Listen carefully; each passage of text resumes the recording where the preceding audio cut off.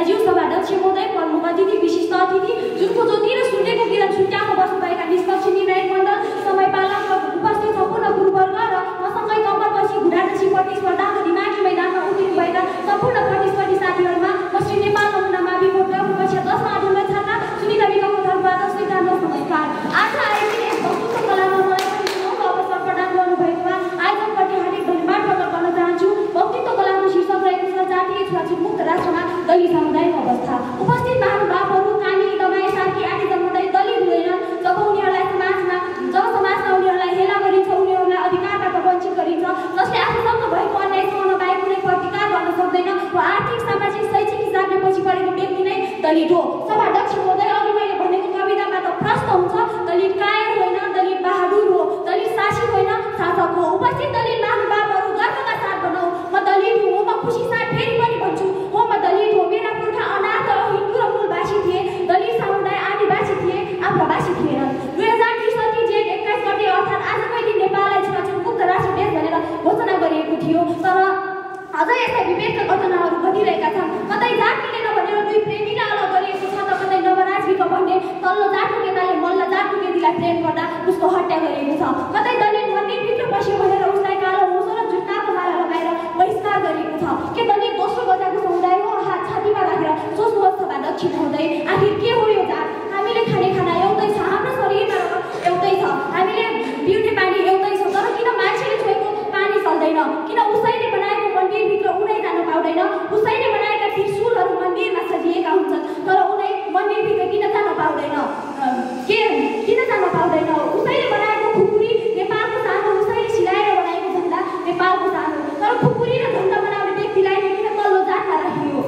लेख्न त संविधानको भाग 3 धारा 40 मा दलितको हकको व्यवस्था गरिएको छ। दलित विद्यार्थीलाई प्राथमिक शिक्षादेखि उच्च शिक्षासम्म छात्रवृत्ति सहित निःशुल्क शिक्षा प्रदान गर्ने भनी व्यवस्था गरिएको छ।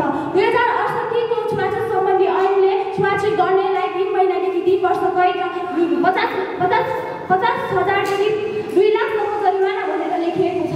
तर यस्ता कुरा संविधानमा सुनौलो अक्षरले लेखिएको छ, तर व्यवहारमा भने कति लेखेको छैन।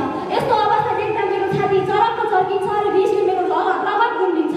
सभाध्यक्ष महोदय, नेपाली एउटा भनाइ छ, अघाएकोले भन्छ डाँडापारी ठाउँ र भोकाएकोले भन्छ डाँडावारी ठाउँ। अर्थात् दुईजना साथी यात्रा गर्ने रहेछन्। घरबाट तन्न खाएर आएको साथीले भन्दो रहेछ यो डाँडा काटेपछि खाउला, तर भोकै आएको साथीले भन्छ होइन डाँडावारी नै खाऊ। अर्थात् ठिक यसरी दलित समावेशीकरणका मुद्दा पनि यस्तै विभेदमा फँसेका छन्।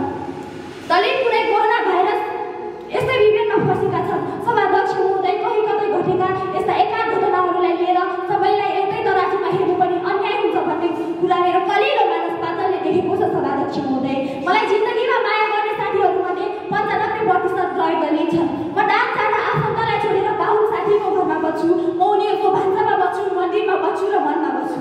हामीले आफ्नो जातको गर्व गर्नुपर्छ, आफै तल्लो महसुस गर्यो भने अरूले झन् हेर्ने गर्छन्।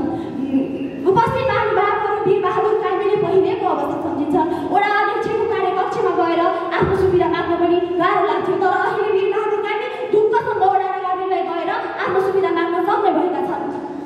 अन्तिममा सभाध्यक्ष महोदय, दलित कुनै कोरोना भाइरस होइन। तपाईँहरू 1 महिना लकडाउनमा बस्दा कति आगिनुहुन्छ, तर दलितहरू सामाजिक लकडाउनमा जिन्दगीभर कसरी बच्छन् होला? मदनले भने जस्तै छेत्रीको छोरो एक पाउ छुन्छु घिनाले सुत्दैन, मानिस ठुलो दिनाले हुन्छ जातले हुँदैन भनेर सम्पूर्ण नेपाली लाग्ने हो भने हामी छाती ठोकेर भन्न सक्छौँ समृद्ध नेपाल, सुखी नेपाली।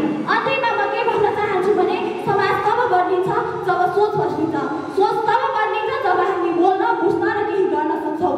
सामाजिक विभेद अन्त्य गरौँ, समानताको साँचो व्यवहार गरौँ भन्दै मेरा 2-4 शब्द बिच पार्न चाहन्छु। हस्, धन्यवाद।